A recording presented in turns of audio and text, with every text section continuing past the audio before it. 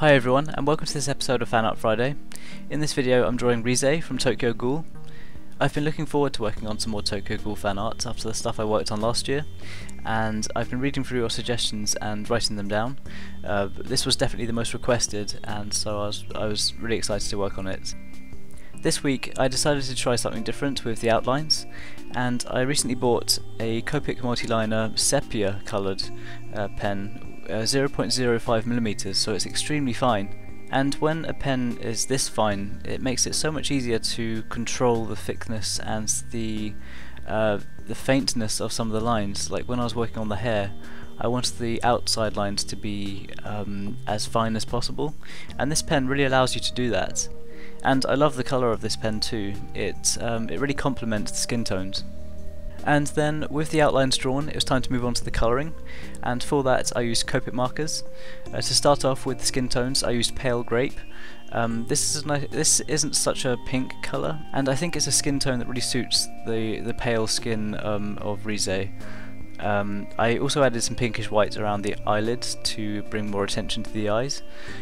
For the eyes themselves, I used Crimson and Cardinal for the red irises, and then I added some extra shading with the cool grey markers, specifically the cool grey number 5 and 7 for the darker shading around the upper edges of the eye, and then I used a cool grey number 3 for the inside edges towards both corners of the eyes. And then to bring some more attention to the eyes, I used the pure pink Copic marker to really make the eyes stand out from the face. And then, to make the eyes stand out even more, I used a highlighter pen to add a couple of little highlights to the eyes. I think highlights like this are really important when you want to bring more attention to the eyes and when you want a character to really stand out from the page. As you know, I absolutely love adding highlights, and I highly recommend it.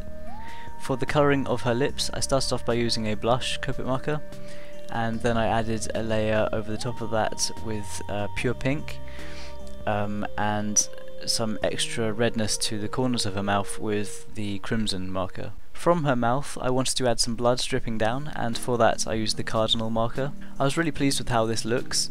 The deep red of the cardinal really stands out from the pale white skin tone, and it really suits her character.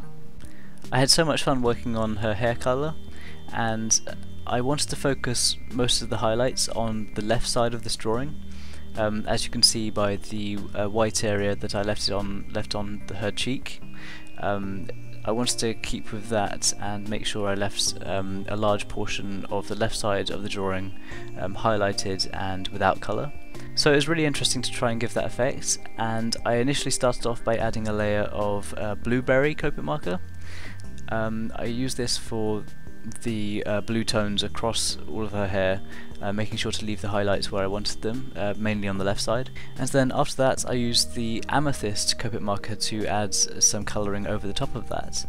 And these pens complement each other so well. I really want to try and work on some more drawings with this kind of hair colour, because I was really impressed with the way these colours work together. Especially when you add this colour around the highlights. It makes it seem as though the hair is tinted in this kind of amethyst colour, and it's brought out with the sunlight.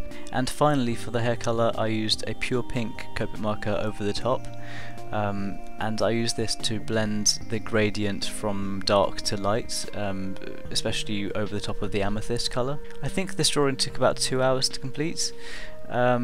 And I had so much fun working on it, because the whole thing was kind of an experiment, from trying out the new outliner pen and then testing out the different hair colours and the different effects I can create with the eye. Be sure to let me know what you think in the comments below. If you enjoy drawing videos like this, then make sure you're subscribed, and any likes or shares on this video are hugely appreciated, and it means a lot to me. It really helps the channel out, and I really appreciate it. If you want to follow me on Twitter or Facebook or Instagram and follow along with the progress photos throughout the week, then be sure to check out the links in the description box below. Once again, thank you so much for the support on this channel. It really means a lot to me, and I have so much fun working on these drawings. Thanks for watching this video, and I'll see you all soon.